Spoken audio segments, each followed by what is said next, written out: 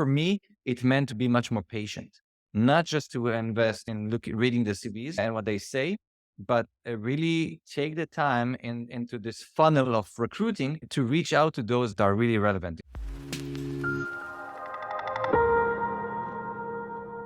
Needles and jelly spoons, boys and girls, welcome back to the 10K Collective podcast for 6, 7, and 8-figure Amazon private label sellers, subset of the amazing FBA family of podcasts. Today, we are talking with Gilad Freeman from VAA Philippines. So he is the founder of Virtual Assistant Academy, VAA Philippines, that recruit and train VAs from the Philippines to work specifically with Amazon sellers. So a very useful man to know if you've got tasks you want to get off your plate, and who doesn't? So Gilad, first of all, welcome to the show. Thanks so much for coming on. Thank you very much. Thank you for having me. We're talking virtual assistants. I guess the first thing to say is it's not virtual, is it? In the world of AI developing so quickly now, these are real people, right? And Yeah, so you're based in Israel and your guys are based in the Philippines is the first thing to say. right. Is that right? Yeah, So it just goes exactly. to show that it's 2022, folks.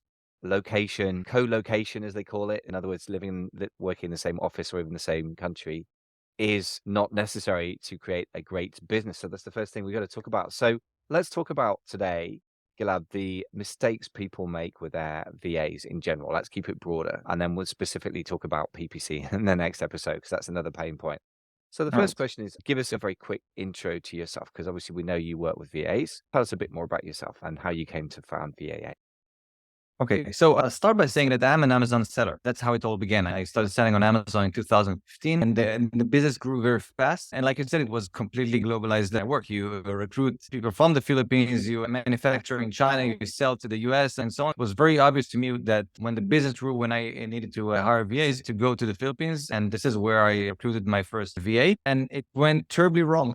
Actually, it's a bit strange when people ask me about it, but the first VAs that I hired, not the first one and the second one, and there were completely a series of mistakes from my perspective. I found the first VA what I thought would be the right way to finding the right VAs and how to make them stay with the company. And the result was that one after the other, the VAs they left, they disappeared, they gave excuses, and it was a complete disaster.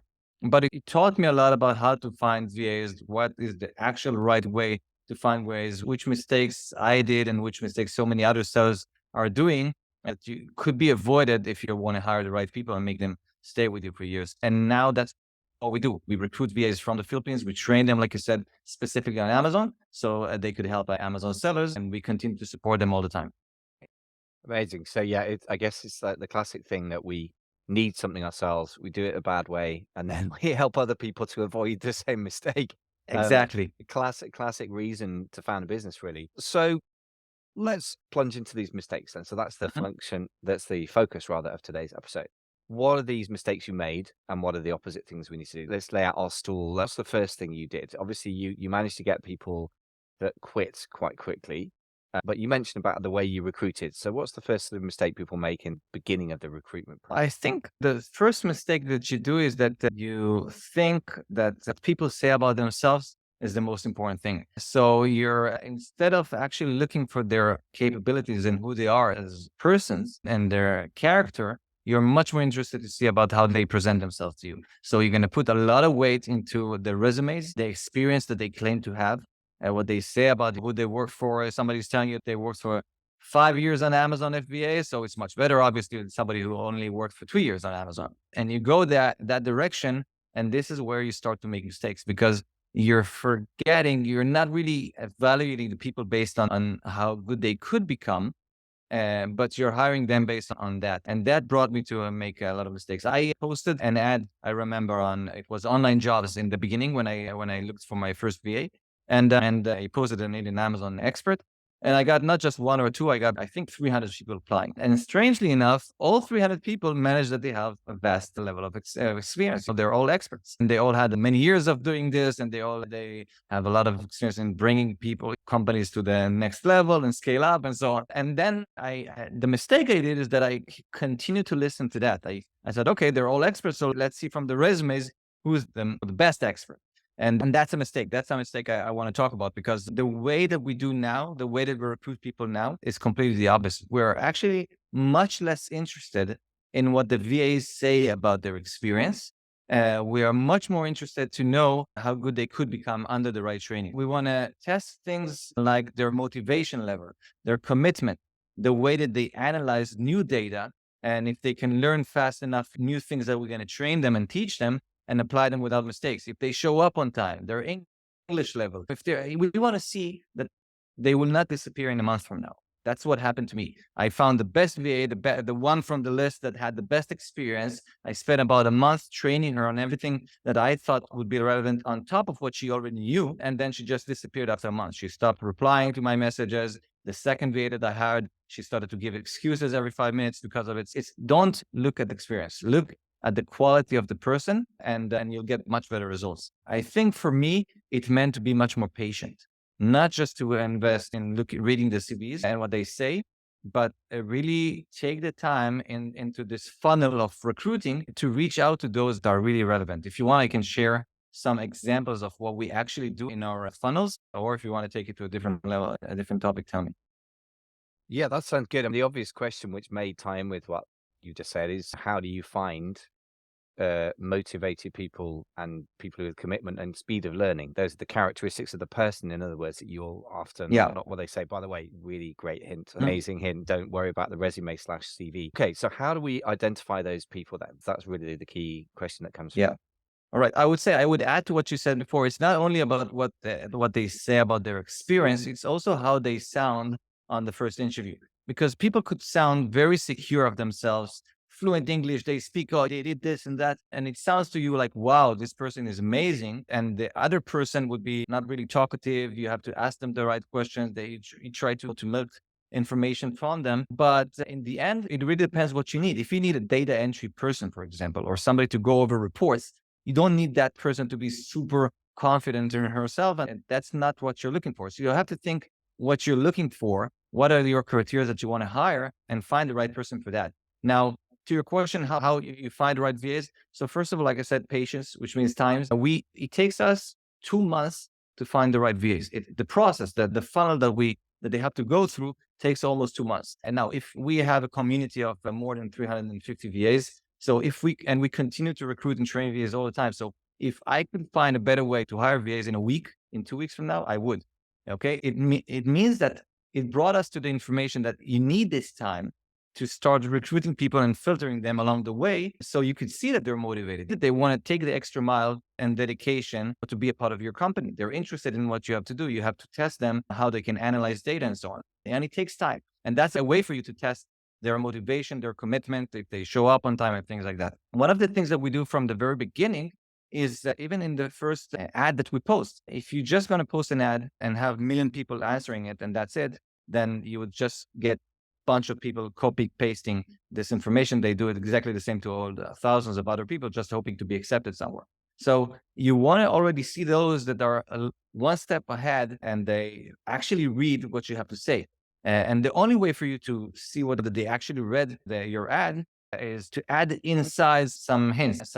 For example, like in the middle of this article, put a question like, please go on Amazon and look for this ASIN and tell me what is the worst review that is on the top reviews over there. So you already have somebody that not only actually read your article, but they were already one step ahead to say, okay, I'm going to put this effort. It's interesting enough for me to go into to look for the ASIN, to look on the top reviews, to look at the negative review over there and to answer what the right answer to you. And even send them to a different email address of recruiting at VA Philippines for us, for example, instead of just replying to the ad. All right. So you already see that they know how to follow instructions. Just by doing this, you're already filtering like 50% of the people. So instead of now reading 300 resumes, you're going to be reading or going over their information, you're going to be going over 150. It's already a major first step. Now, there are a lot of other steps on the way, but patience is the main key here. Okay. It's a bit like the sort of sad advice I have to give people who want to start a private label business. I'm like, yeah, you need to give yourself longer than people have been telling you to. Yeah. But Yeah. yeah, as you say, if you could find a quicker way to do this, is what you do all day at your business, then I guess you Yeah. would have done it by now. So what's the next step then? I guess I'm intrigued to see what takes 2 months, but the first thing is filter out by asking for, I suppose you're asking for specific actions. So that's like a little tactic. What's the Yeah. next step in your process? So the next step, for example, would be to give them an actual task, which is going to take them more time and effort to understand. For if we stick on the example of Amazon listing, but you can go everywhere. It doesn't matter if it's an Amazon VA or any other topic. But if we're already talking about the Amazon listings, then give them a certain listing and tell them to go over all the negative reviews from that listing and see what people are complaining about. And then going from there and give you like a recommendation, what would they do in order to improve the product? Okay. So if they were the owner of the product, go over the negative reviews of what people are complaining about and think of, okay, how would they do something else? And then see already how, that they have to read the listing. They have to read what people are complaining about. They have to understand what is the complaint that is repeating itself the most, and then figure out a way to prevent that by being original. And it's already giving you a very good idea of how dedicated they are if they put the time into not only reading this, but really take the next step into thinking. There's no one answer here. They have to put it in writing. They maybe create a video about it, that maybe create a sketch and show you what they want to do. So it's already one step ahead to continue to filter the right people, but in the right direction.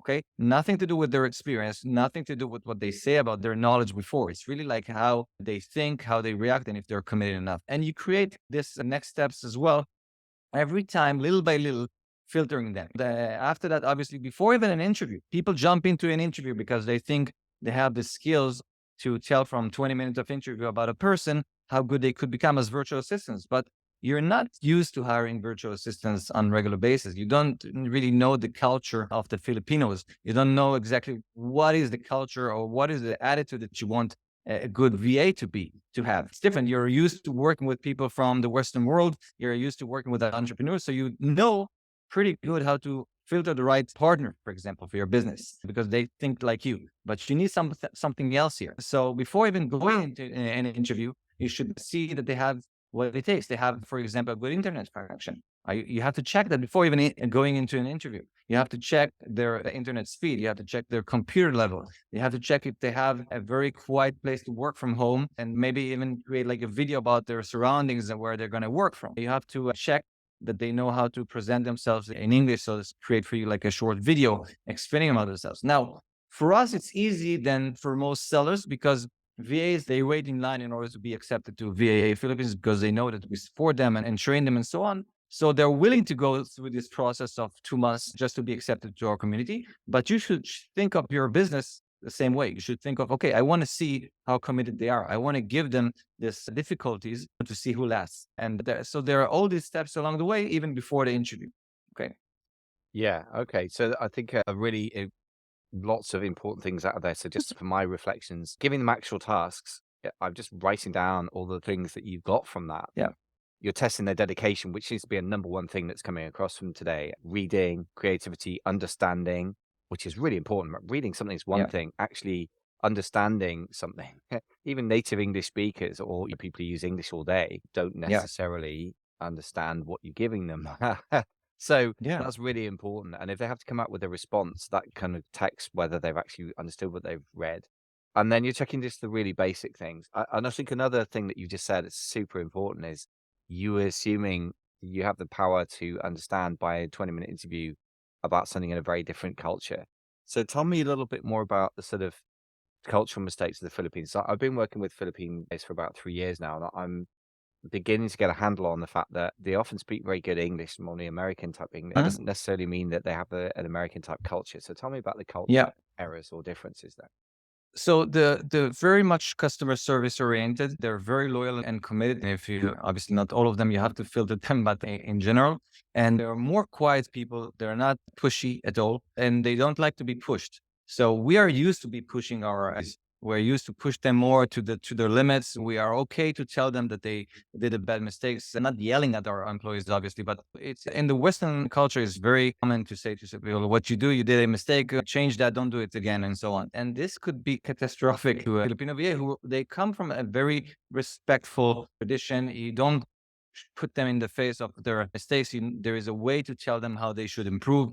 There is a way to work with them and communicate with them in order for them to improve. And also there is a way to give them the confidence to say what they want to say. In the beginning, they will be very shy. They will need to feel this confidence from you that it's okay for them to say if any suggestions, any things that they think should be improved. You need to show them that it's okay to make mistakes. You need to show them that it's okay to suggest something, and it takes time to understand how to work with VAs that way. This is at VA Philippines. When we connect the seller to the VA, we never do it just like that. We want to make sure that they know how to work at VAs before that. So we always connect them before connecting them with the VA. We connect them with a manager, a Filipino manager from our side, to prepare them for the arrival of the VA, to tell them like what to expect, how to build a schedule of the VA, which mistakes to avoid, and that is always there for them for this type of question.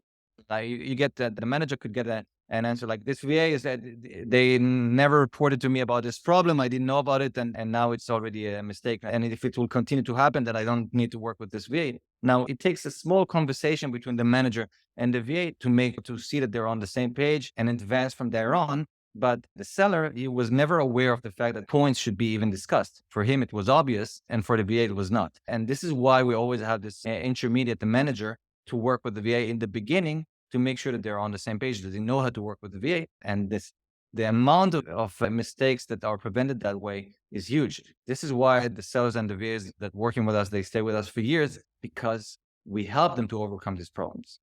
Okay. Wow. So there's lots to take on board. I guess the Filipino culture, I'm still figuring out. I was just thinking guiltily that I'm even by British or American standards, I'm pretty blunt. So I guess like I'm not German, but I've spent quite a lot of time in Germany. I was partly attracted to that culture because you know where you stand. And so they're like super direct. Yeah. I tend to fall into that trap, which the British people traditionally also you go back 2 or 3 generations, they're more like Filipinos. They smile to your face, they don't tell you there's a problem, and then Mhm. if a traditionally, if like a British person stops smiling, then there's a problem. I mean, it's the same in the Philippines, but I'm much more blunt. I've realized that I've made quite a few mistakes in that way, and it doesn't really tend to produce a behavior train. I'm with Yeah. you on that. On the bad side of that equation, I'm gradually learning. It's quite subtle, isn't it? I think one of the things that people can get fooled by is the fact that because some Filipinos speak reasonably good English and some people speak excellent English, that that means they understand what you're saying and you understand what they're saying. And it's Yeah. a cultural thing. And I guess we're now talking about the management process. If we can back up a little bit, we've talked about filtering things through a recruitment ad that we filter out by asking them to take specific actions. We've given them an actual task. Um, at some point, presumably, what happens next after the task? At some point, you presumably would want to get an interview. What's the next sort of steps in the recruitment? Yeah, so there is this issue. You have to make sure they know that they show up on an interview. It will be in their actual work environment, not from a coffee shop or from a co-working place, which then they will tell you that they're just here today, but then they will be actually work their home afterwards. So you have to see where they're actually working in order to see the environment that they're working in. Ask them to create like a live video to actually test their internet speed, and that you can talk to them like we talk now without any problems. You don't hear a lot of noise in the background, and ask them about the noise if there is, and test that this is really the atmosphere that you want. And then I think in the interview, it's important not just to hear from the VA, but also to talk and explain to the VA what you're expecting from her or him. A lot of people are making this mistake. They are afraid to tell the VA that they want that person to stay with them for years. They have, okay, you will start with this, but I want you to become part of this company for the long run. I want you to become a manager later on. I want to give you a raise in the salary later on, and I want you to really be a part of the even decision making part of a certain department or something like that. And then people are afraid from that because they will say, okay, if I tell him now that he will get a raise, then maybe he will ask for a raise immediately or something. I cannot afford it now, or I don't want to pay more. And I think it's a mistake. I think the more transparent you are with the VA, talking to them about your activity, talking to them about your products, talking to them about what's your expectations and growth expectations, so they would really feel a part of your company and feel like you're growing this together, and not just that you're using them as assistants and they're out there and not really a part of anything. And that's what happened to me in the beginning. My VAs, they disappeared, and they made all these excuses because they were not really feeling connected. They were not really feeling that they were part of this family, they were part of this business, and we're here together, and the idea is to grow together. And because I just gave them tasks, and the day after they responded, and they gave them remarks. It could be by emails or by WhatsApp or Slack or Asana. It doesn't matter, but it's a part of not really being transparent with the VA, not really feeling that, and making sure that they feel connected to you. And this is something that you should think of. Be transparent, talk to them, about pricing, about where you want to see them in the future, your plans for them, and so on. It's a major part also of the interview. So they hear from you, not just you hear from them. You want them to be interested in this position, not just they think that they could choose something else in addition if something else comes by. And then obviously after that, it's the part that you ask them and test their English level and see how they can communicate and make sure that they don't have any plans. Maybe they're now students and they're looking for a job just for the next couple of months, and try to understand from them what's their plans for the future and if they are really committed to what you're looking for them. Yeah, it's important to talk about hours of work, which hours they will be working, specific hours, not just giving them tasks and when they're done, especially not in the beginning. Afterwards, they can do whatever you want. But in the beginning, set exactly the expectations, the hours and the procedures, talk to know how they should communicate with you and so on, because it's already an advanced step, this interview. I know that people, most of the time they start with this. Like I said, here we go to at a point that they're already advancing. And afterwards, you have to go over the list of all the people that you interviewed and continue to filter them. And then what we do is that after this interview, those that we see that they're capable and interested, and we are interested in them, and obviously we talked about the pricing and everything, we have a recruiting department that we also use to check some information about them, like on Facebook, on social media, to contact their previous employers and get what they think about these VAs and if they would recommend them. But I think it's something that every seller should do. Like I said, it takes more time, but the idea is to invest this time in order to have somebody that will stay with you for years, instead of just having somebody that will stay with you for 2 months and then disappear, and then you have to go all over again. And in 2 months from now, it's not enough to go to number 2 on the list and say, okay, now you're next, you're hired, because that person is not going to be available anymore. Yeah. You'd have to start from scratch. So a couple of reflections on this. I think one of the things you're saying is, I guess if you treat them like a commodity, they'll treat you like a commodity, which is to say Mm, that good quality people, good definitely. quality recruiters like you guys, and desirable places to work for good quality employers are not common.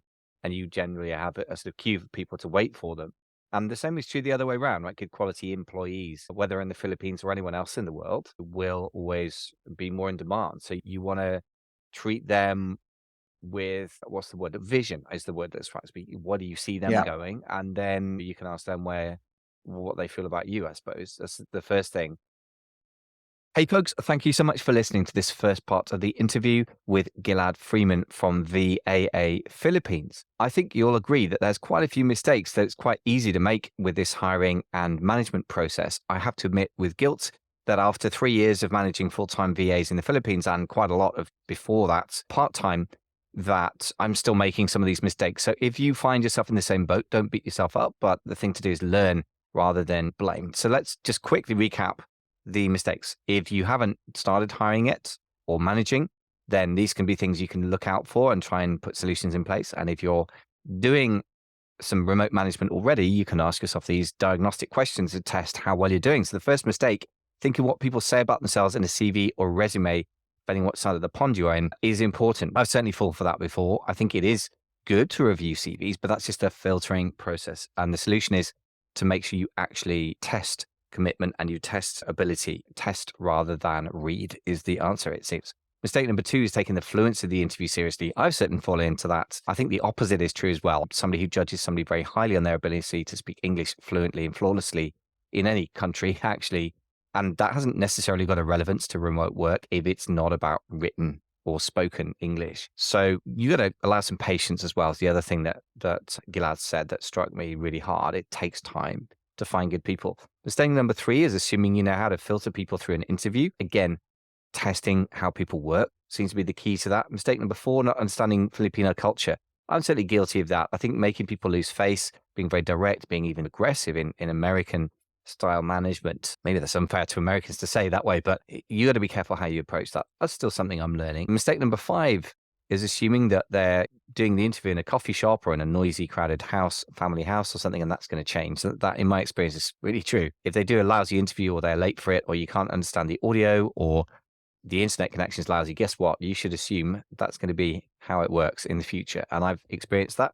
So I can back that to the hilt. Mistake number 6, unclear expectations or unconnected tasks. I'm so guilty of that one. I'm gradually getting better. I can promise you that the more unconnected the tasks are you ask your VA to do, the more confused they seem to get. I can say that from experience. I can't even say why, but that's certainly true. You need to be clear about what you want. And I would say also you need to create a role rather than just a bunch of tasks in a kind of rough bundle. And the seventh mistake is filtering after the interview. For example, if you're going to get references, if you're going to check the social media or whatever else you're going to do, the time to do that is before the interview. And I have to say, I've not been very diligent at collecting employee references. So that's something I'm certainly going to be changing in the future for reasons of that it doesn't work so well sometimes. But these are all good things to look out for. Cut yourself some slack. If you've made the mistakes, I'm certainly going to forgive myself for not being great at remote management, because it's not something I really got into full time until 3 years ago and part time a few years ago now. And you may be the same. Even if you're used to managing people in person, remote management is a different art. Some of the skills will apply beautifully and some you'll have to learn. So like anyone else, you're on a learning curve, but if you're willing to learn, that's half the battle, right? I think that the rest of it is just learning from experience, applying it and improving as you go. So if you, however, want to avoid the pain of having to do this stuff yourself, there is a heck of a lot of work and skill involved in this. It may be that you're better off using something like VAA Philippines to at least do some of the work of not only finding and hiring people, but helping you manage them and negotiate those cultural conflicts that can rise if you're in Europe or the UK or US and dealing with people mostly in the Philippines. So that is a very valuable service that they offer. So if you want to have a chat to Gilad, just go over to VA Philippines, spelled PHILIPINES, 2 P's, 1 L. Easy to get that kind of confused. vaphilippines.com, and go and have a chat to Gilad and his team, because obviously he's extremely experienced, as you can tell. And there is a lot more to this than might meet the eye if you haven't done it before. So I think it's an excellent plan to get some input. And this is a chat. He's not going to force you to sign up. He's a nice, easygoing chap, as you've gathered. So I think it's always worth at least a conversation with an expert, maybe several experts, before plunging ahead with any decisions. So I would strongly advise you to, if you're hiring a remote team or managing a remote team or about to do that, in either case, hire or manage, go talk to Gilad at vaaphilippines.com. Thanks so much for listening to another episode of the 10K Collective podcast. I hope we are helping you make your life easier and to make more money online and make your life generally better as well. If that's the case, don't forget to show us the love by subscribing. Reviews are lovely. Subscriptions are everything on podcasts. So if you can subscribe on a podcast or indeed YouTube, if that's where you saw us, all the better. Thanks so much for listening. Speak to you in the next show.